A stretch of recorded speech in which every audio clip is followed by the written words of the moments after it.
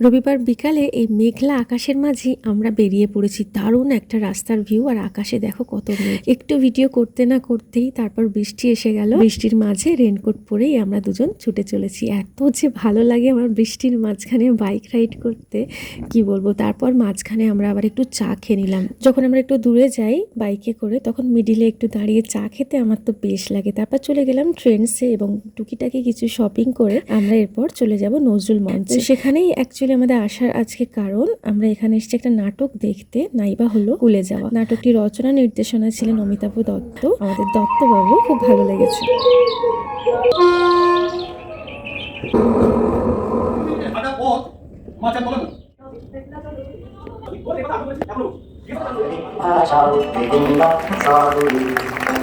নাটকটি শেষ হতে প্রায় রাত হয়ে গেছিল অনেক। আমরা বাড়ি ফিরেছি প্রায় 11:15। মাঝে একটু এগরোল আর চা খেয়ে নিয়েছিলাম। তো